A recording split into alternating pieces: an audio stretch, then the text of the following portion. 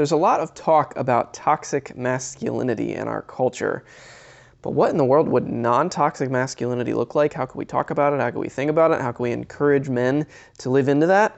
Well, that's the topic of this new book from IVP and Zachary Wagner. Let me tell you what I thought.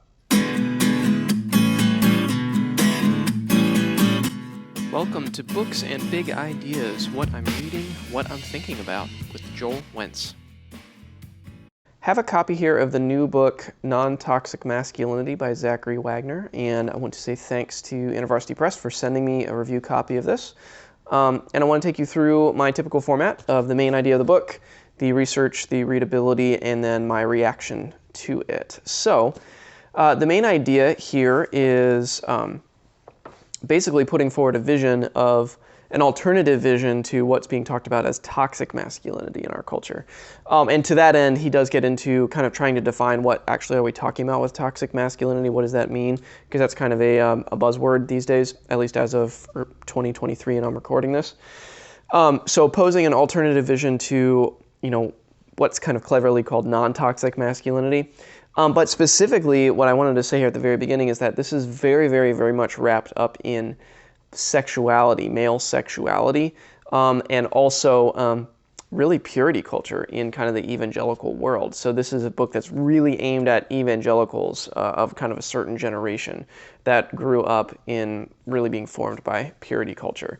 And so his argument, it's not a broad argument out kind of, well, I guess you could apply it to outside of the evangelical subculture, but it really is tailored to a particular subculture, which is American evangelical men who grew up really from like the late 80s into the 90s and early 2000s.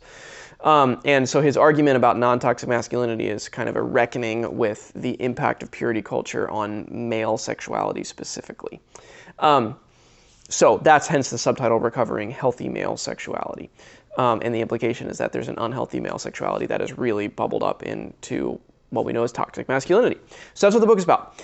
The research behind the book is very, very, I was impressed with how kind of wide the research is. So Wagner, I was not familiar with him at all before reading this. And I have to say I was really encouraged and impressed. Well, I just said repressed. That's maybe there's some Freudian slip language there. I was encouraged and impressed by his research that he brought to this, in particularly the breadth of it. So he's fluent in the more liberal progressive end of the writings on this topic from someone like Nadia Bolz-Weber. He's also fluent in the more conservative end from people like Carl Trueman.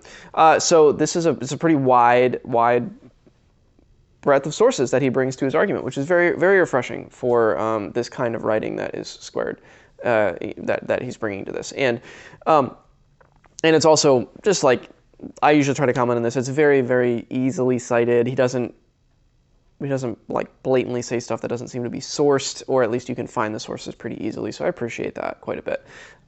So impressed with the research that he brought to this, even if the overall argument of the book was a little bit more narrower in scope than I was thinking originally when I picked it up.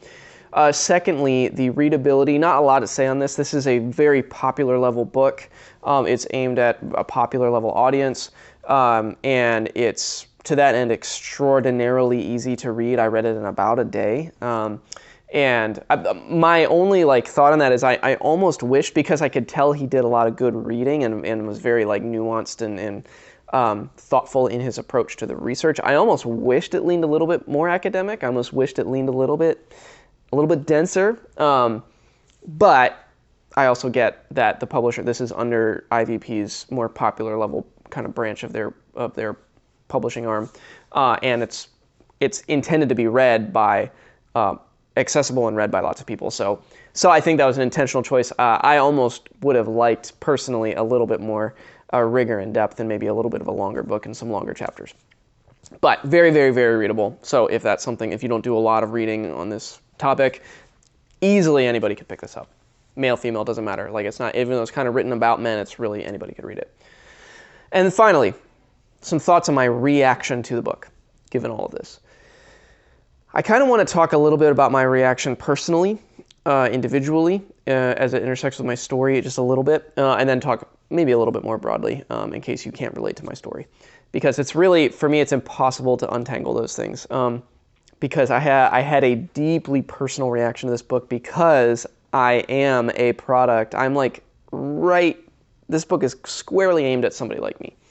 I grew up in conservative evangelicalism, and I grew up in the 90s and was deeply formed by purity culture, was deeply, deeply formed by purity culture. I remember very well when Every Young Man's Battle was in everybody's hands. I remember very well when tons of people were reading Joshua Harris.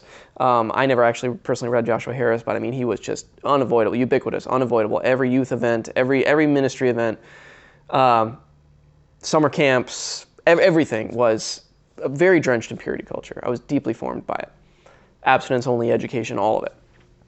And so is Zachary Wagner, and his personal story is threaded through this book. There's a lot of memoir-ish kind of flavor to it, which part of what makes it so easy to read. But also it just made my reaction deeply. I resonated so much with his experiences that he recounts, that I had a really powerful personal reaction to this. It's almost as like I was like sitting down with a safe person to just kind of unload our baggage, and our experiences. So that's a really important aspect of this book, and I'm sharing that here because if you have that story, or you're maybe married to somebody who has that story, or you have, I don't know, a sibling, I don't know if you have people in your church or community, whatever, who have that same story, who are in that same demographic, then this book is speaking to men who grew up in that experience in a way that I have not, at least personally, encountered another book that does that in the same way. So to that end, it's a remarkably helpful and important and maybe unique, at least somewhat distinct piece of writing. And I'm super grateful on a personal level. I'm super grateful that someone like him is writing to say to men, here is some thoughts that come out of those of you who grew up like me in purity culture. There's been a lot of reckoning with purity culture from women writers, which I think is necessary and very good, and I'm very grateful for it. And I'm also extraordinarily grateful that there's this book that exists that's a male voice that's talking and trying to help men unpack their own baggage, because purity culture has done a lot of damage to both men and women. Okay, that's my personal reaction to this, like deeply personal, individual. I really, really resonated so much and had almost a powerful emotional reaction to it.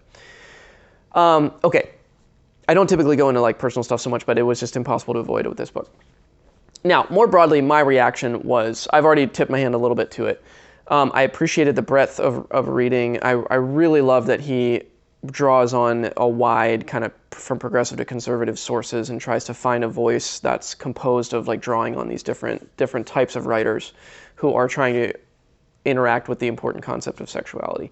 I also really appreciate that there's a section in the book that he goes through kind of the development of male sexuality in the evangelical conservative purity culture world, and he talks about growing up as a young boy into teenage years, into early adulthood, into marriage, and all of that.